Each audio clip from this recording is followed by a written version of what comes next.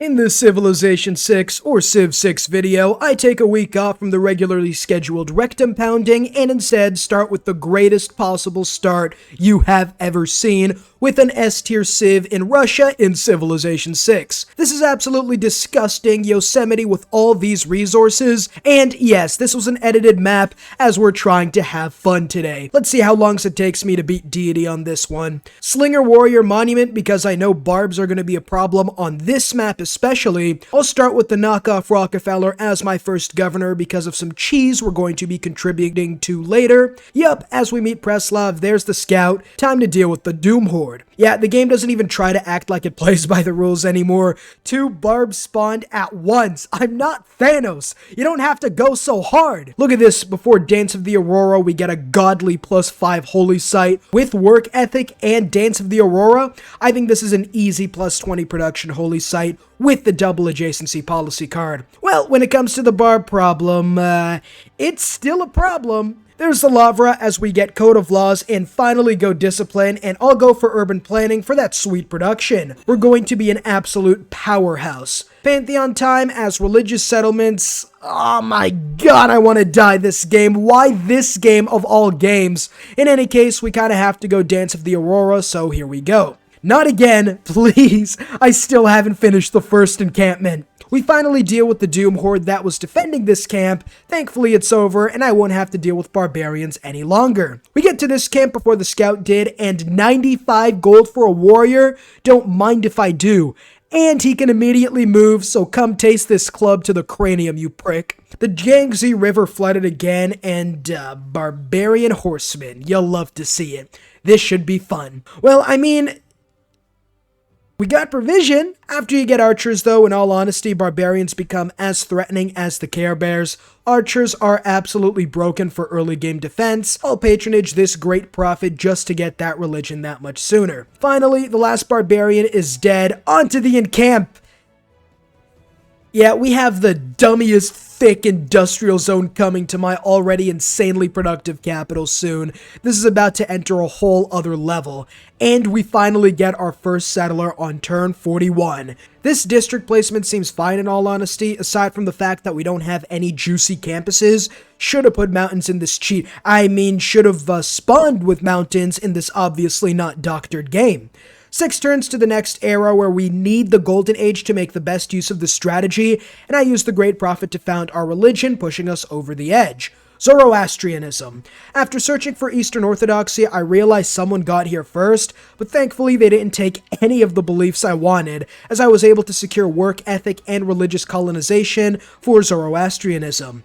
I went for work ethic for obvious reasons, but religious colonization is going to save me an insane amount of faith, as I will need it for the Monumentality Settler Rush.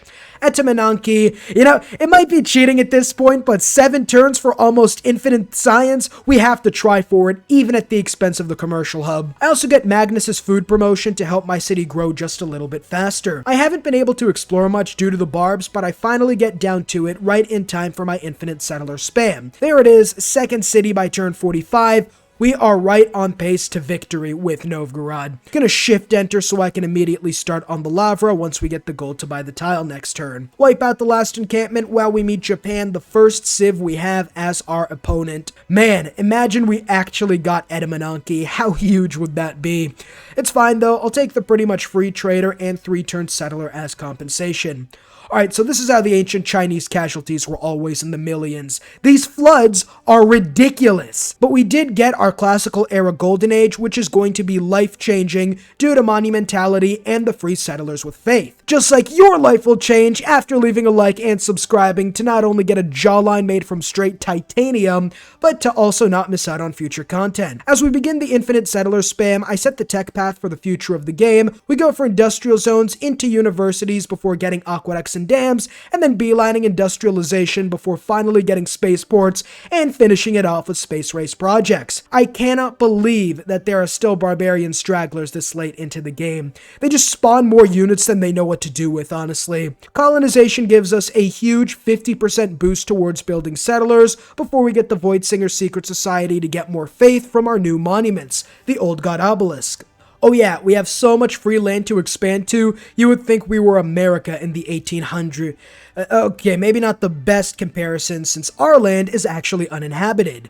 I'm getting more faith from these holy sites than Kylie Jenner from Dumbasses. This is just insane. We're going for theology next because if we double our holy site adjacency, we will be able to double our production from holy sites, which is big. There are our next two cities, not much when it comes to lava adjacency, but the base yields are just, if not more disgusting than usual. Beginning to settle the western coastline, I imagine Peter's been in a constant state of orgasm from all these freshwater ports we're getting to get for Russia's sake. As this barbarian archer is about to put us on a shirt, we get political philosophy for an easy classical republic, but that's not the best part. Getting Ancestral Hall in my capital will not only give my new cities a free builder when settled, but will also give us another 50% production boost for our capital when building settlers.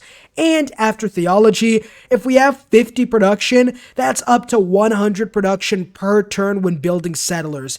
Absolute late game monster numbers. Yeah, why not faith by a builder? It's only going to take us less than 2 turns to make up that faith anyhow. With the Ancestral Hall, settlers are easier to come by, and we even get that free builder I was talking about. Imagine we had feudalism already. That would be a dream. I'll begin putting points into Pingala now, as he'll eventually replace Magnus in my capital after I'm done swarming the world with Russian settlers. There's Germany, which, yeah, let's not get into a war with them this time. Don't feel like another Stalingrad would do us any good, honestly. And our final 2 cities as we prepare to get out some harbors, which, yes, required a small detour from our normal tech path. Also, my navy is being built as I'll need it to defend against barbarian raiders and even civs across this body of water, a la Germany. Well, GG everyone, I hope you enjoyed this video. If you did, leave a like and subscribe to not miss out on future content. We'll get him next time, boys. There is theology, and with the extra holy site adjacency, we are now making 46 production per turn, which is fantastic. Recorded history is next as we prepare to build some campuses. Oops. Looks like someone's struggling with loyalty. Well, there goes my plans for that city. Guess it could be worse. And yes, this warrior did end up getting shafted. We get Pingala's researcher to get more science as we already had all the early game civics we needed, so going for straight science right now is probably our best bet. And we get our first great writer without even a theater square. I could easily win a sub 150 culture victory at this point, and that is why Russia is unfair. This is also the point where I started spamming trade routes, considering the fact that, well, the more I get, the more science and culture I will get due to, you guessed it, another unique broken Russian ability. How were they a base civ in this game? They're so strong, they're actually bigger than actual New Frontier Pass civs. It's insane. Except for Babylon. Nothing beats Babylon. I also start with the industrial zone in my capital because it didn't have any production this game, so we needed to fix that. Civic path is simple: feudalism, alliances before going for theocracy, and finally ending up with a beeline to communism because A, we want production and science and as much of it as possible, and B, we are Russia after all, and going anything else would just not feel right. Lobsters are our first industry, and they are a good one with the Sucretax Oceans mod. Well, this galley is missing gray brain matter, that's true, but Germany, what is happening here? Deal with the barbs. There's the medieval era, no golden age, but we already got all the settlers we needed, so I'm completely okay with that. You know what? Temple of Artemis would be pretty great, considering I got that great scientist who boosts my non-food amenities anyhow. And finally, we got the game changer. If you've been paying attention to my science, you'll think I was losing. But with Chorus, my faith makes other yields absolutely disgusting with this supercharged Ethiopian ability that anyone can get. There's the temple, and there go my amenities sky high. We also get universities as we settle the last city we really need this game, because the Aztecs are gonna forward settle me. These idiots didn't even settle the coastline. It's as if they knew they weren't gonna keep the city, so they reduced my housing intentionally out of spite. Yeah, apparently the Kree could not be bothered to deal with their barbarians, so yeah. Gurdurwas and pilgrimage are going to be our apostle beliefs to get more faith and food and housing, which is big for us. Gurdurwas are my favorite building. This shit is absolutely amazing with food, housing for such a low cost. We get serfdom, which essentially means we work our builders to death, but it isn't slavery because the game doesn't like that word. And we can finally build the dam we need, making our flooding problems a non-issue, which, due to how many river districts I have, is fantastic. I saw another opportunity and I took a second dam, which gives us another really good, disgusting industrial zone this game, which is about to send us into overdrive. And after knowing they existed for about 50 turns, we finally meet the Kree. I wanted to see how long I would last without knowing who they were, and it lasted a pretty long time. This is a top tier great merchant, free luxury in our capital, absolutely huge, except for the fact we already have all the luxuries and our actual last city, at least the one we can settle. We move Bengala to my capital to skyrocket our yields even more before giving him the culture buff. Oh boy, we're gonna get a new city very soon. There's theocracy. Now we get another boost of faith while getting more slots for our government. And we're going to get the intelligence agency for more spies to peep inside Germany's shower room and steal some techs. I see that as an absolute win. And the final Civ, Tamar. A jawline worthy of a true TheCivLifeR subscriber. There's Chalco, lig my balls Montezuma, you dung eater. First spies going to Germany for promotions while we get another harbor and we get grants for Bengala, meaning we're about to be flooded with great people really soon.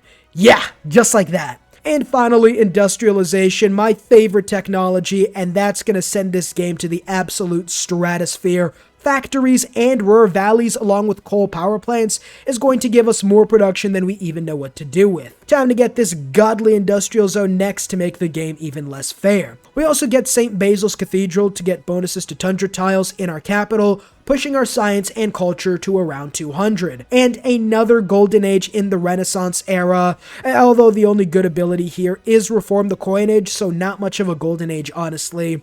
Nice, a couple more promotions and we'll have our spaceport defender. And this is the point where I realized my ally Japan dragged me into a war with the Germans as I was about to lose one of my cities. Kinda weird World War II fanfiction, but I dig it. Puitakala coming up soon, and Germany doesn't want to make peace, even though his sea lion went about as well as the one in real life, so stay tuned. And finally, a boost to chemistry, meaning any day now, we can start on our spaceports. Before turn 150, this is completely fair. There's Angkor Wat, giving us a total of 15 population and housing, making it really worthwhile this game. Naked Italian man. He's got a bigger dick than me. Our first corporation, Amber, giving our capital another unneeded boost. Ruhr Valley coming up in Novgorod. Now we have two monstrous spaceport cities to work with. Alliances with the Kree is so good as the player. You get all this exploration for free. Oh, somebody say the fall of Rome? It will be if we don't obliterate the Germans, so at this point I realized I needed to send Germany to the current residents of Carthage, and so we began sieging their undefended coastal cities. I literally have nowhere to put this artist, my slots are all full, and I got almost 100 tourism, which leads the game without even trying at all. And with the Ironclad Corps and one frigate, Germany is about to meet Davy Jones in his locker. There goes Frankfurt, and I was about to raise it, but we can't actually keep it loyalty-wise with the governor, so I did just that. It's time to colonize. Industrial Era Golden Age gives us Heartbeat of Steam, meaning we're getting even more science and production. I swear I've had 3 Golden Ages and 1 normal this game. I might have cheated a little too hard on this. We begin spaceport construction in our 2 super cities, and finally take Mexico City, liberating it. No, this city's under new management by the Russian government. Thank you all for the stuff, you inbred. You make Wilhelm II look competent. Don't ever show up on my block again. And there it is, Russia's true calling, communism, at least for the next 80 years. Now, we beeline globalization to get a sweet 5% science boost for every suzerain 4 city-states, as I go for Kilwa Kanazawa and Oxford, because I'm just playing with house money at this point, so why not? There's Oxford, and we pillaged industrial zones, so the spaceport in Novgorod is going to have to wait. We finally get Kilwa and launch the satellite, and looking around, I could have given these guys a little more space. I mean, yeesh, I cheated this game hard. hard. Not to worry, we'll have another ball-busting exercise in suicide prevention next week, so stay tuned for that. As we get globalization, I guarantee if we had 3 science city-states, this game would be sub 200 no doubt. Send the spy to protect the spaceport as I buy 3 great people to push me towards another golden age. There we are off to Mars as we prepare for the last push towards a science victory. This spy is killing everyone. This is like the 8th person he's killed in the last 10 turns.